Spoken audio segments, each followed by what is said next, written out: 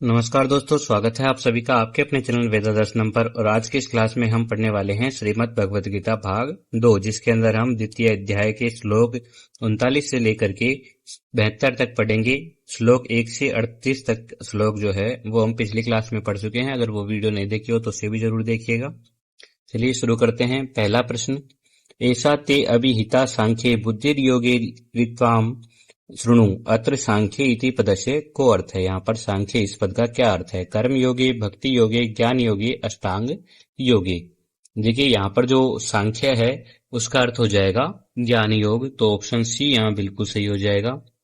जो 29वां श्लोक है उसमें भगवान कहते हैं कि यह बुद्धि तेरे लिए ज्ञान योग के विषय में कही गई है और अब तू इसको कर्म योग के विषय में सुन।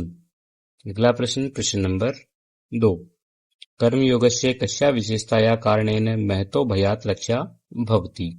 सकाम अनुष्ठानेन स्वल्पम अप्यस्य धर्मस्य बहुशाखा बुद्ध्या वेदानुपालनेन। देखिए जो श्लोक 40 है उसके अनुसार इस कर्म योग रूप धर्म का थोड़ा सा भी साधन जन्म मृत्यु रूप महान भय से रक्षा कर देता है। तो यहाँ पर थोड़ा सा भी, स्वल्पम अप्य धर्मस्य, ऑप्शन बी जो है वो बिल्कुल सही हो जाएगा। अगला प्रश्न, प्रश्न नंबर 3, व्यवसायत्मिका बुद्धिर एके कुरु नंदन इत्यत्र व्यवसायत्मिका पदस्य अभिप्राय अस्ति। यहाँ पर व्यवसायत्मिका जो पद है उसका क्या अर्थ होगा? व्यापार बुद्धि, निश्चयात्मिका बुद्धि, अस्थिर बुद्धि, वेद वादरता बुद्धि। देखिए जो श्लोक 41 है उसके अनुसार कर्म योग में निश्चयात्मिका बुद्धि एक ही होती है, तो ऑप्शन बी यहाँ बिल्कुल सही हो जाएगा। अगला प्रश्न, प्रश्न नंबर 4, अव्यवसायिनां बुद्धये अनन्तः किमर्थं भवति? ज्ञानस्य अभावात् विषयाणां चिन्तनात् बहुशाखा अनन्ताश्च सांख्य योगेन।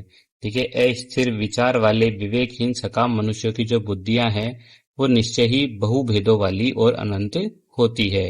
तो यहाँ पर बहुशाखा अनंताश्च, ऑप्शन सी जो है वो बिल्कुल सही हो जाएगा। अगला प्रश्न, प्रश्न नंबर 5, वेद वादरता पुरुषाः कीदृशं वाचम प्रवदन्ति? सत्यां वाचम, पुष्पिताम वाचम, मौनम, उपनिषद वाचम। देखिए जो श्लोक 42 और 43 है उनके अनुसार जो कर्म फल के प्रशंसक वेद वाक्यों में ही प्रीति रखते हैं वे अविवेकी जन दिखाऊ शोभायुक्त वाणी कहा करते हैं। दिखाऊ और शोभायुक्त वाणी अर्थात पुष्पिताम वाचम, ऑप्शन बी जो है वो यहाँ बिल्कुल सही होगा। अगला प्रश्न, प्रश्न नंबर 6, भोग ऐश्वर्ये प्रसक्तानां पुरुषाणां बुद्धि कुत्र स्थिरम न भवति? संसारे, युद्धे, समाधौ, शास्त्रे।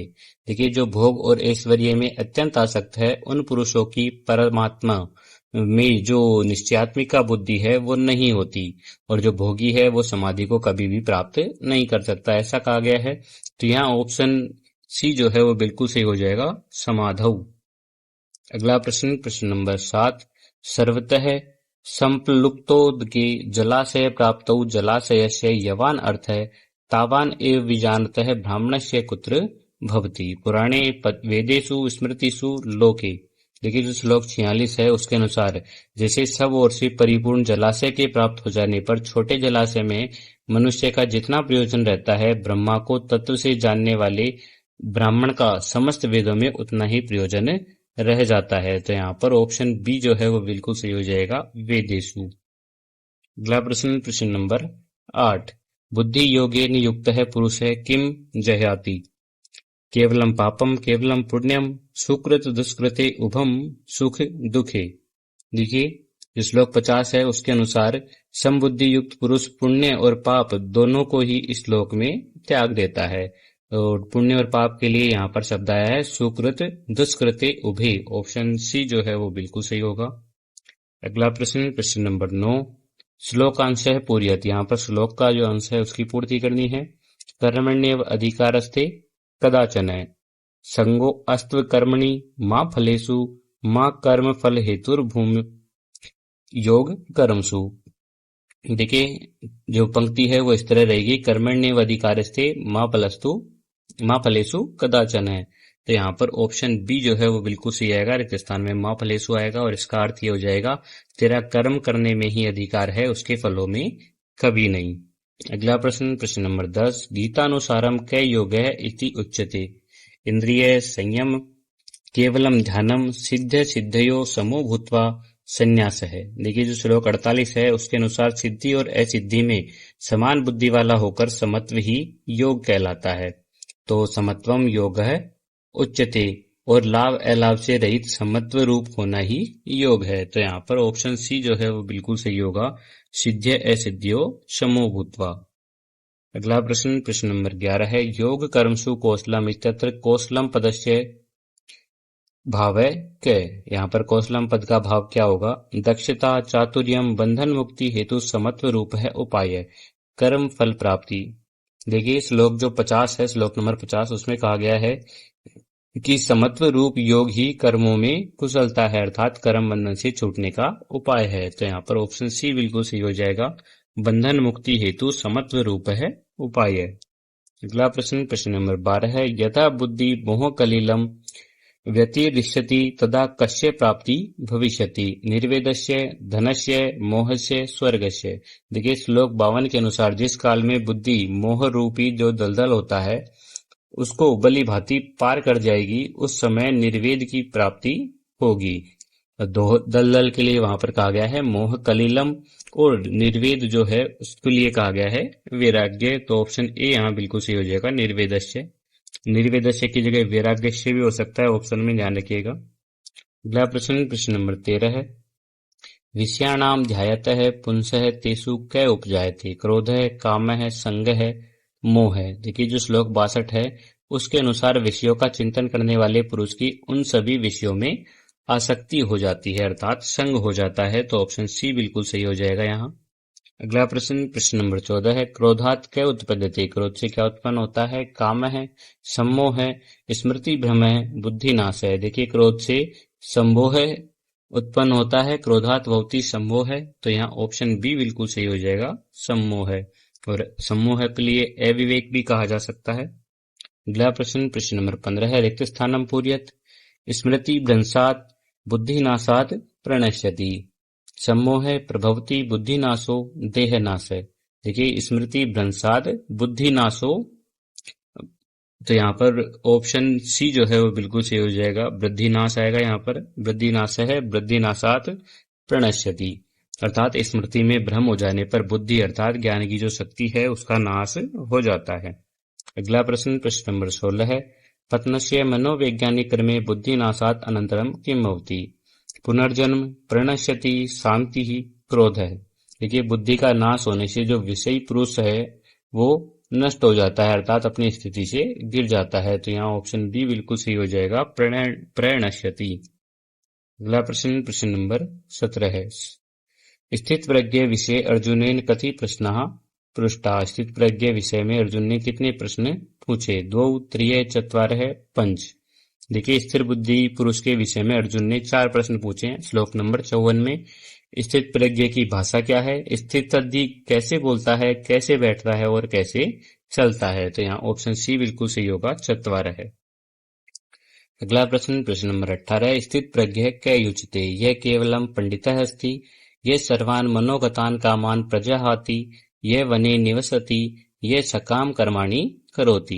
देखिए जो श्लोक नंबर 55 है उसके अनुसार जिस काल में पुरुष मन में स्थित संपूर्ण कामनाओं को भली भांति त्याग देता है और आत्मा से आत्मा में ही संतुष्ट रहता है वह स्थित प्रज्ञ कहलाता है। तो यहाँ ऑप्शन बी बिल्कुल सही होगा, यह सर्वान् मनोगतान् कामान् प्रजहाति। अगला प्रश्न, प्रश्न नंबर 19, स्थितधि मुनि कस्य वर्णने प्रयुक्तम, दुखेषु अनुद्विग। देखिए प्रश्न नंबर 19, दुखेषु अनुद्विग्मना सुखेन विगत स्पृह सकाम योगी युद्ध विमुख अज्ञानी।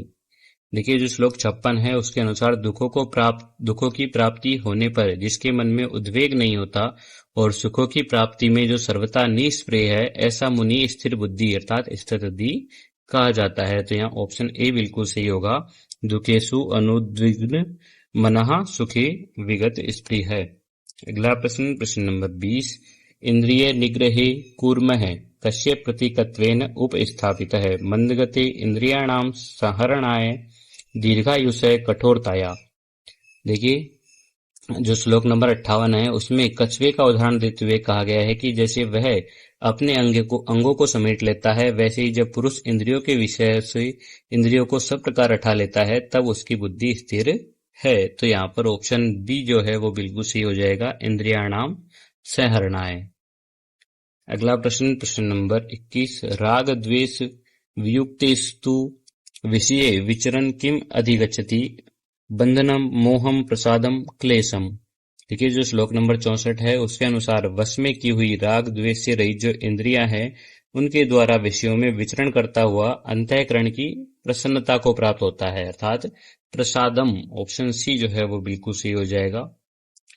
अगला प्रश्न, प्रश्न नंबर 22, वायुर्नाम अव मिवाम्भसि अत्र अयुक्त पुरुषस्य कस्य हरणम भवति, शरीरस्य प्राणस्य प्रज्ञाम धनस्य। देखिए श्लोक नंबर जो 67 है उसके अनुसार जैसे जल में चलने वाली नाव को वायु हर लेती है, वैसे ही विषयों में विचरती हुई इंद्रियों में से जो मन है वो जिस इंद्रिय के साथ रहता है वह एक ही इंद्रिय पुरुष की बुद्धि प्रज्ञा को हर लेती है, बुद्धि को या प्रज्ञा को हर लेती है। तो ऑप्शन सी जो है वो बिल्कुल सही हो जाएगा, प्रज्ञाम।